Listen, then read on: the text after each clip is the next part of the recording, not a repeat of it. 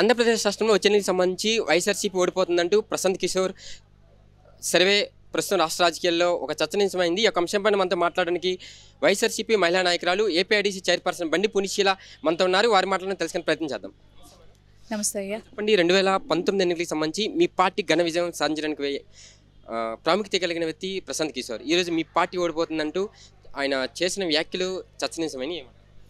అప్పుడు ధర్మం వైపు ఆయన ఉన్నాడు కాబట్టి ఆయన మాటల్ని భగవంతుడు కూడా నిజం చేశాడు.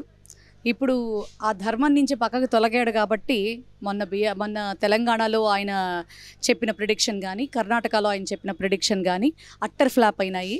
సో అదే బాటలో మేము కూడా ఇక్కడ తెలుగుదేశం పార్టీ గెలుస్తుందని ఆయన చెప్పిన ప్రిడిక్షను అట్టాగే నిజమయ్యి మాకు వైఎస్ఆర్సీపీ ప్రభంజనమైనటువంటి విజయాన్ని సంతరించుకోబోతోందని చెప్పని మేము ప్రగాఢంగా నమ్ముతా ఉన్నాం. ఎప్పుడైనా ఒకటి, ఎందుకంటే ఇదే ప్రశాంత్ కిషోర్ గారు ఒక 2-3 నెలల క్రితం ఏం చెప్పడం జరిగింది, మేము లోకేష్ గారు నన్ను వచ్చి కలిసినప్పటికీ కూడాను ఇది నేను మిమ్మల్ని కళనీళ్లు తుడవడానికే తప్ప ఎక్కడా కూడా జగన్మోహన్ రెడ్డి గారికి వైఫల్యం వచ్చేటటువంటి పరిస్థితే లేదు. ఎందుకంటే గ్రౌండ్ లెవెల్లో ఆయన బాగా ప్రజల గుండెల్లో బాగా కూకటి వేళ్లతో సహా చాలా స్ట్రాంగ్గా ఆయన పునాది వేసుకోవటం జరిగింది. సో అతన్ని ఢీకొట్టడం అంటే ఈ టైంలో అసలు కరెక్ట్ అయినటువంటి విధానం కాదు. నేనేం చెప్పినా అది మాటలకే అవుతుంది కానీ చేతలకు అవ్వదని చెప్పి అతనికి చెప్పడం మనం విన్న తర్వాత కూడా మళ్ళీ ఈ స్టేట్మెంట్ ఏదో చెప్పాలని చెప్పడమే తప్ప మరి అది ప్రజలందరూ కూడా ఆలోచించుకుంటున్నారు.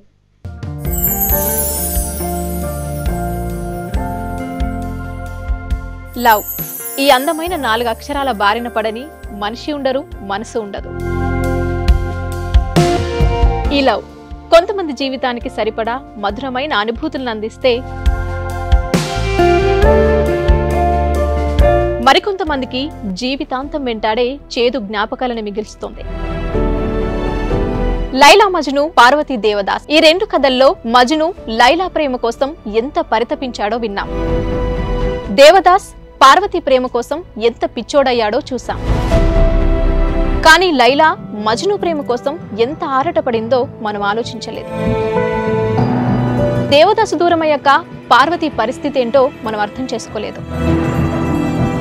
ప్రేమ నుండి పెళ్లి వరకు వెళ్ళలేకపోయినా ఎంతో మంది అమ్మాయిల బ్రేకప్ స్టోరీస్తో మీ లవ్ టుడే.